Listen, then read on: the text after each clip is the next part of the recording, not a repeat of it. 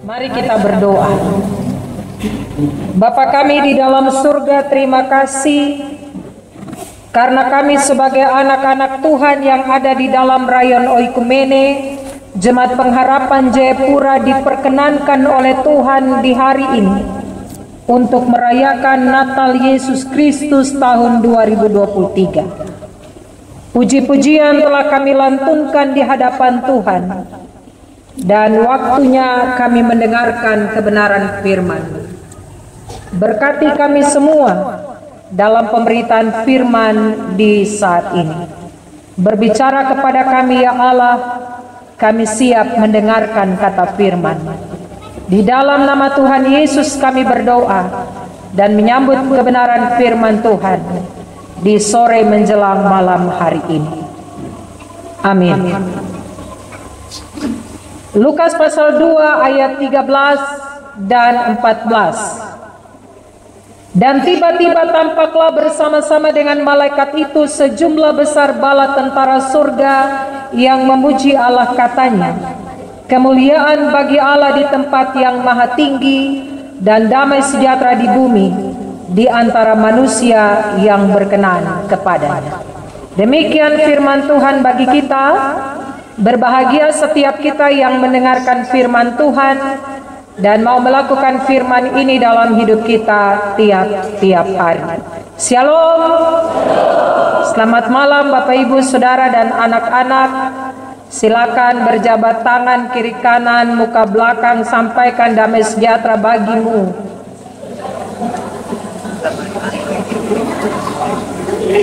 Mungkin yang kemarin-kemarin ada Bakumara, damai sejahtera, hari ini setelah Bakumara.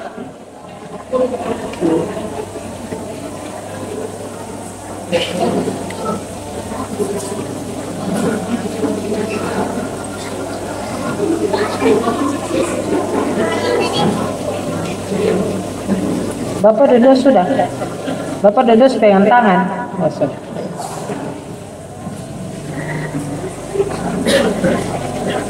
Baik, terima kasih. Tema bagi kita untuk kita renungkan kemuliaan dan damai sejahtera. Bapak Ibu Saudara yang Tuhan Yesus kasih, pasti dari tanggal 1 sampai hari ini ketong dengar ayat ini. Lukas 2 ayat 14 secara khusus. Pada malam ketika Tuhan Yesus dilahirkan, para malaikat dan bala tentara surga memuji Allah, berkata, kemuliaan bagi Allah di tempat yang maha tinggi dan damai sejahtera di bumi di antara manusia yang berkenan kepadanya. Luar biasa Bapak Ibu. Sebuah keagungan tentang kelahiran Tuhan Yesus.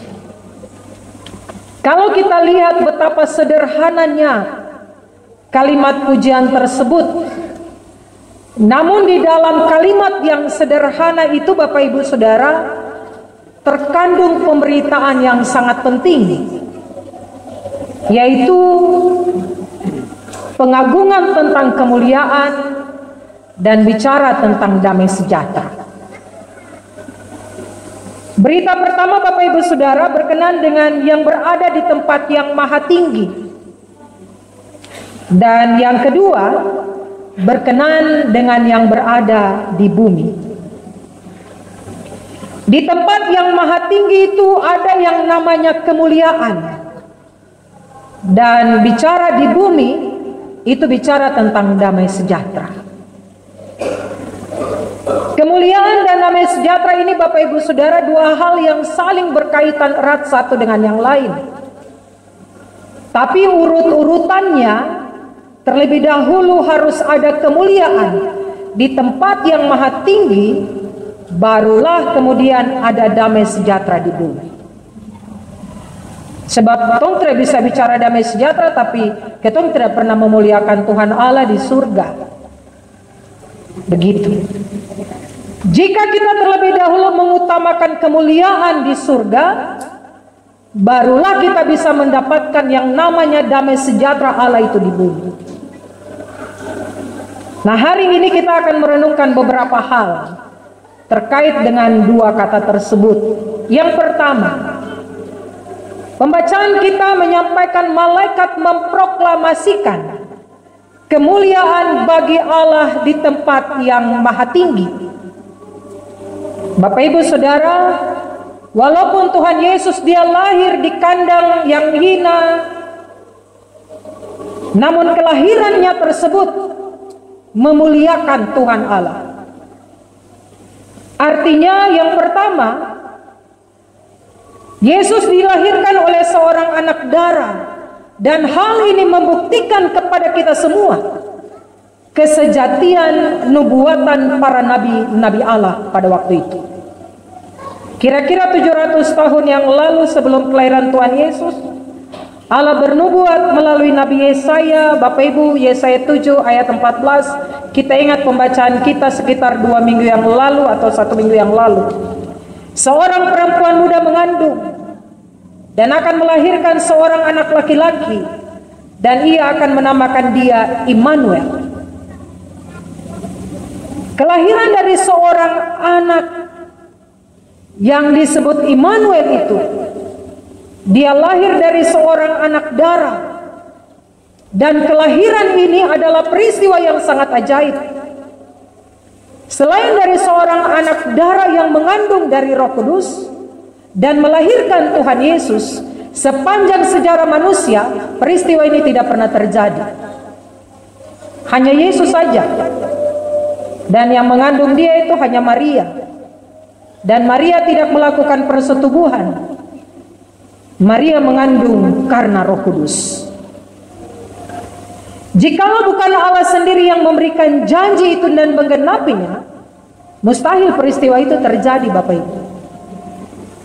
Tuhan Yesus dilahirkan dari seorang anak darah yang bernama Maria, bukan perbuatan manusia, bukan kisah dongeng, tapi ini ada fakta sejarah yang membuktikan bahwa Yesus lahir.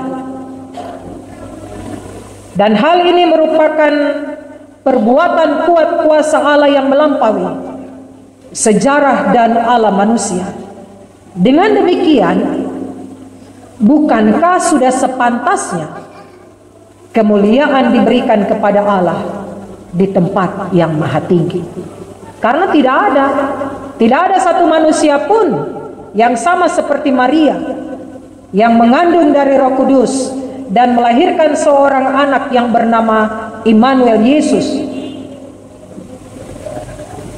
Bukankah sepantasnya kemuliaan bagi Allah di tempat yang maha tinggi itu diagungkan?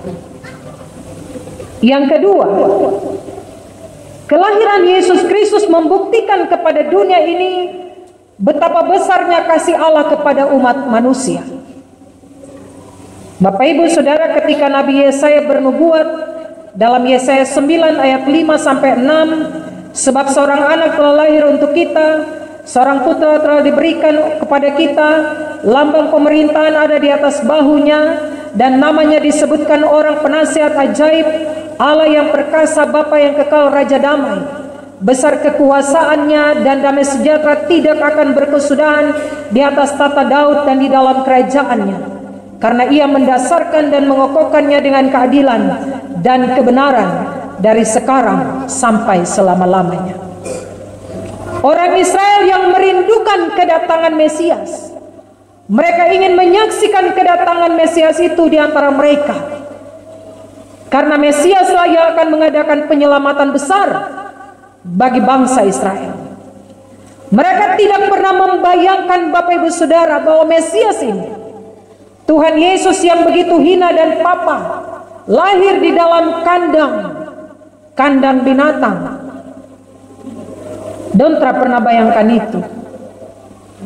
Kalau hari ini berita itu disampaikan kepada kita, kemudian faktanya kita lihat bahwa yang dijanjikan itu tidak sesuai dengan kita harapan, pasti kita kecewa.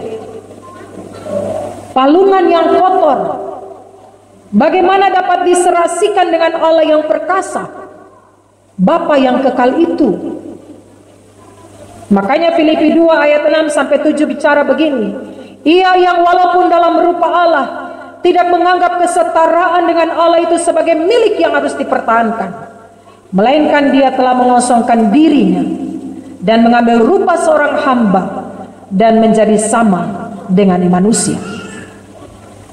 Kesungguhan pengosongan dirinya itulah yang menunjukkan hormat dan kemuliaannya. Bukankah pantas kalau berkata kemuliaan bagi Allah di tempat yang maha tinggi? Dia mau menanggalkan kekuasaannya, dia mau turun ke dalam dunia ini.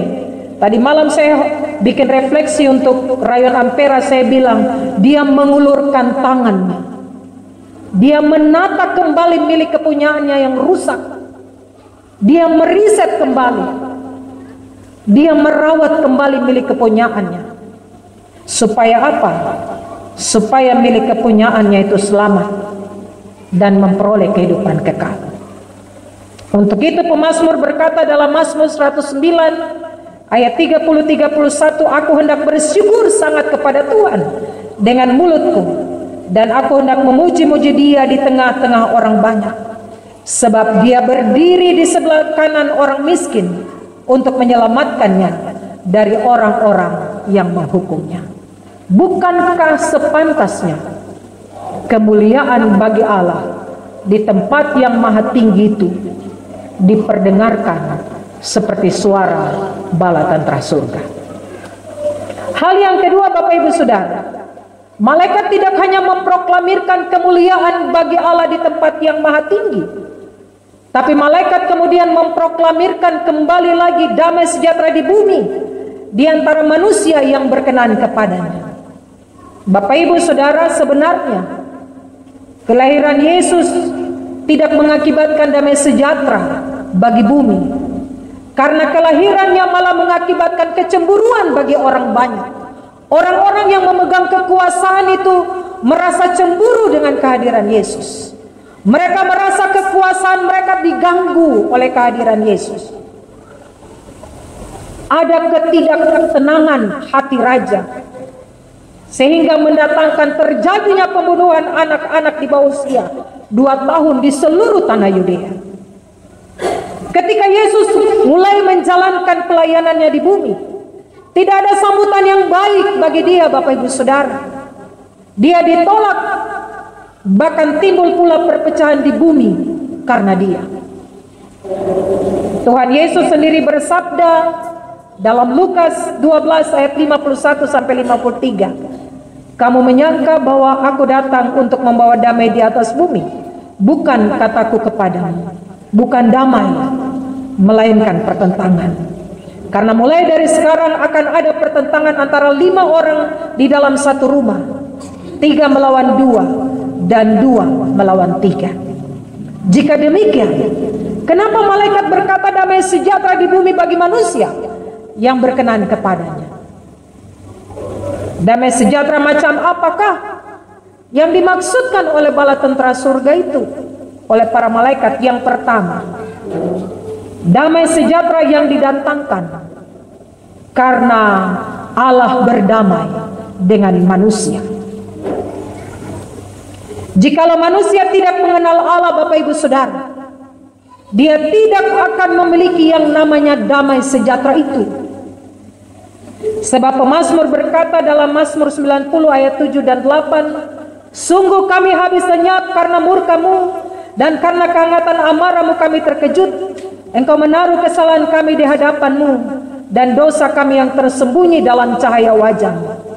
Sebab itu, jika manusia ingin mendapatkan damai sejahtera itu, manusia harus terlebih dahulu berdamai dengan Allah, yakni sumber damai sejahtera itu.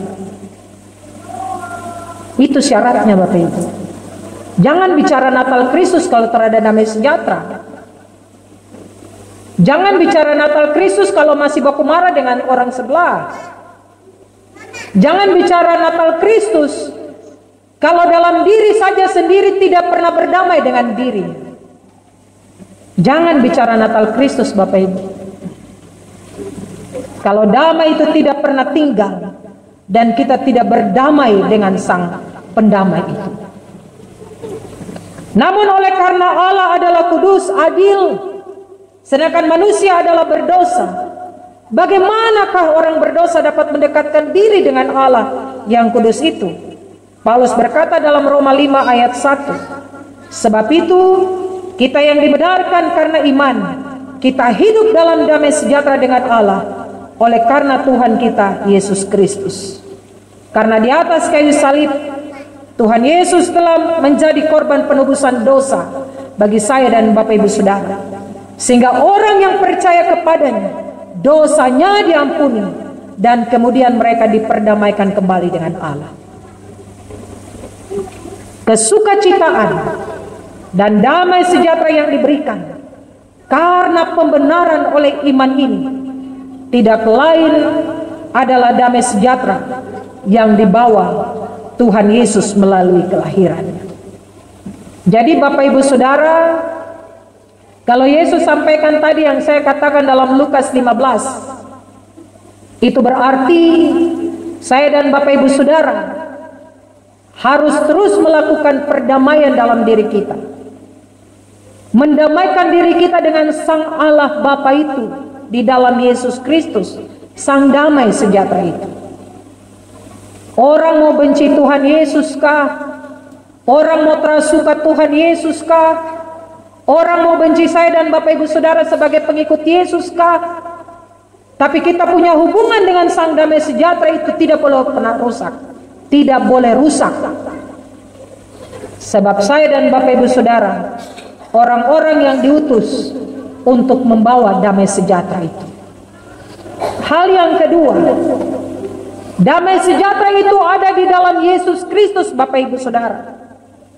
Damai sejahtera yang kita peroleh karena kita berdamai dengan Allah, juga adalah damai sejahtera karena jiwa kita diselamatkan oleh Tuhan Yesus Kristus. Dan damai sejahtera itu ada dalam kehidupan saya dan Bapak Ibu Saudara. Namun manusia berada di tengah-tengah pergolakan-pergolakan di mana ada perubahan-perubahan terjadi, kadang suka, kadang tidak, kadang senang, kadang tidak, beban kehidupan yang tidak menentu, beban hidup yang semakin berat, penantian-penantian tentang masa depan yang tidak pasti, kehidupan yang tidak pasti, dan kesemuanya ini mengakibatkan orang-orang kemudian kehilangan yang namanya damai sejahtera itu, hilang sukacita dalam hati. Biasa tersuka dengan orang tuh bilang begini, aduh saya lihat orang itu sapu damai dan sukacita teradai, hilang. Lihat orang itu saja sapu damai dan sukacita terada. Pertanyaannya, sumber damai dengan diri sendiri kah belum itu? Tuhan Yesus bersabda, damai sejahtera kuberikan kepadamu, dan apa yang kuberikan tidak seperti yang diberikan oleh dunia kepadamu. Yohanes 14 ayat 27. Maka bagaimanapun besarnya bahaya, pergumulan, tantangan, kesesakan, penderitaan, kesemuanya itu tidak mampu menggoncangkan hati kita kalau damai itu ada dalam kehidupan kita. Jikalau saya dan Bapak Ibu Saudara kita berada di dalam Kristus, kita memiliki damai sejahtera Tuhan, dan damai sejahtera itu tidak dapat direbut oleh dunia ini. Bahkan damai sejahtera ini akan membawa kita untuk mengalahkan dunia ini. Syaratnya mau berdamai dengan Tuhan. Bapak Ibu Saudara yang Tuhan Yesus kasihi, Rasul Paulus berkata, janganlah hendaknya kamu khawatir tentang apapun juga, tetapi nyatakanlah dalam segala hal keinginanmu kepada Allah dalam doa dan permohonan dengan ucapan syukur. Damai sejahtera Allah yang melampaui segala akal akan memelihara hati dan pikiranmu di dalam Kristus Yesus. Filipi 4 ayat 6 sampai 7. Artinya, hendaklah orang Kristen belajar bagaimana mendapatkan damai sejahtera dalam Kristus. Bukan saja menyerahkan hidup kita ke dalam tangannya, tapi juga kita belajar untuk tidak khawatir belajar untuk menyerahkan diri seutuhnya kepada Tuhan melalui doa dan ucapan syukur, menyatakan segala sesuatunya kepada Tuhan dan yakin bersandar sepenuhnya kepadanya. Dengan demikian, hati, pikiran kita akan beroleh perlindungan Tuhan dan damai sejahtera yang sempurna itu kita miliki. Keadaan boleh berubah Bapak Ibu Saudara, tapi hati kita tidak boleh pernah bimbang. Hati kita tidak boleh gelisah, karena damai sejahtera Allah itu telah dikaruniakan Tuhan kepada orang-orang yang berkenan kepadanya. Saya dan Bapak Ibu Saudara orang-orang yang berkenan kepadanya. Seperti kata para bala tentara surga itu. Hari ini ada banyak ketidakpercayaan. Ada banyak orang-orang yang menduka citakan hati Tuhan, menduka citakan hati manusia, jauh dari Allah, menyembah kepada kesia-siaan, meninggikan diri, kesombongan, tinggi hati, teranggap orang lain. Saya nih sudah, hari ini ada banyak hal itu terjadi, dan saya harap tidak ada di Rayon Oikumene. Orang-orang kemudian berdiri menepuk dada. Saya nih sudah, meninggikan diri, kemudian menyangkal keberadaan Allah. Apa yang kita saksikan dengan mata, kita dengar melalui telinga. Bapak Ibu Saudara, semua bisa menipu kita. Ada kepalsuan, ada kecongkakan, ada kebobrokan, ada kejahatan di mana-mana. Menghadapi situasi dan kondisi ini, apa yang sudah dilakukan oleh saya dan Bapak Ibu Saudara sebagai anak-anak Tuhan yang ada di dalam Rayon Oikumene? Subtema hari ini melalui perayaan Natal, Jemaat Rayon Oikumene mewujudkan, Bapak Ibu Saudara mewujudkan itu bicara tentang menghadirkan, mewujud nyatakan barang yang harus dinyatakan, mewujudkan damai di antara sesama. Perwujudan itu harus dilandasi oleh kasih Kristus sebagai putra Allah, Raja damai itu. Kita tidak bisa bicara kita mewujudkan damai sejahtera Allah di antara sesama di dalam Rayon Oikumene kalau yang tadi saya bilang masih ada yang tinggi hati, masih ada yang congkak, masih ada yang sombong, masih ada yang anggap orang lain tidak penting, saya nih sudah yang lebih penting. Masih ada yang merasa bahwa berkat yang dia dapat itu dia punya sendiri, tidak perlu dibagi dengan orang lain. Tidak mungkin damai itu bisa diwujudkan kalau barang-barang ini masih ada dalam kehidupan kita, Bapak Ibu Saudara. Kita tidak bisa bicara perwujudan itu harus dilandasi oleh kasih Kristus sebagai putra Allah, Raja damai itu kalau dalam kitab hidup saja tidak pernah ada damai. Masih baku marah dalam persekutuan, terabaku senang, terabaku bicara, baku lewat, hati-hati jangan sampai muka tidak bisa lurus ke depan.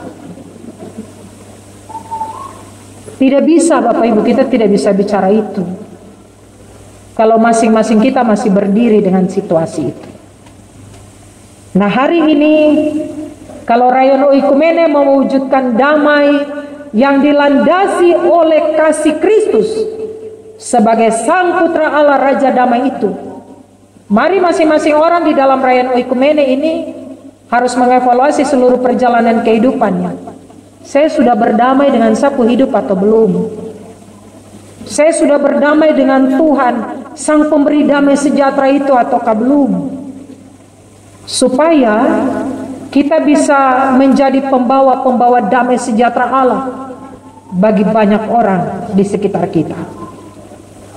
Damai sejahtera Allah itu memungkinkan kita dipulihkan oleh Allah, supaya kita juga memulihkan orang lain yang ada di sekitar kita.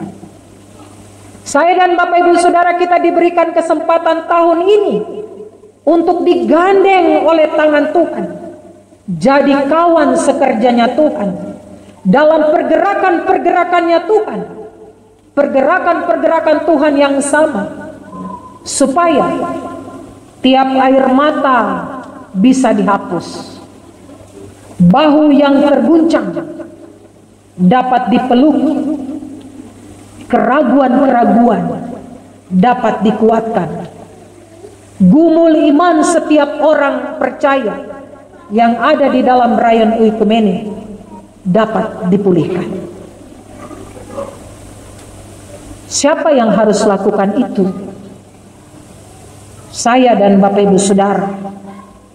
Dia mengutus kita sebagai gerejanya untuk menjadi alat-alat yang luar biasa bagi kemuliaan nama Tuhan. Kalau hidup kita hidup yang memuliakan Tuhan, tadi awal saya katakan, maka kita dapat juga mewujudkan damai sejahtera itu bagi banyak orang. Kalau kita tidak pernah bergaul dengan Tuhan, melakukan hubungan yang intim dengan Tuhan, berdoa tiap hari, baca firman Tuhan, dengarkan perkataan-perkataannya tiap waktu, tidak mungkin kita bicara kemuliaan bagi Allah di tempat yang maha tinggi dan damai sejahtera di bumi di antara manusia yang berkenan kepadanya. Sebentar lagi kita mengakhiri tahun 2023. Mari Bapak Ibu Saudara, Tuhan masih kasih kita hidup. Mari pergunakan hidup ini dengan baik. Mari terus memuliakan Tuhan dalam seluruh perjalanan kehidupan kita, supaya Dia mengantar kita mengakhiri tahun 2023 dalam segala baik, memegang tangan kita masing-masing, berjalan di tahun 2024, tahun rahmat Tuhan. Saya selalu katakan setiap tahun baru itu tahun yang berlimpah susu dan madu, tahun rahmat, tahun berkatnya Tuhan. Tuhan tidak tahu tahun di depan seperti apa, tapi kalau kemuliaan bagi Allah di tempat yang maha tinggi kita terus agungkan, kita terus naikkan, dan kita terus muliakan, maka percayalah damai sejahteranya itu terus dipenuhkan dalam kehidupan kita, menuntun setiap perjalanan kehidupan kita, baik pribadi, rumah tangga, bahkan persekutuan. Selamat merayakan Natal dan selamat mempersiapkan diri mengakhiri tahun 2023. Dia Allah yang akan menuntun, menjaga dan memelihara kita, damai sejahteranya menaungi kehidupan kita hari lepas hari. Tuhan memberkati firman-Nya. Tuhan menolong kita semua. Amin.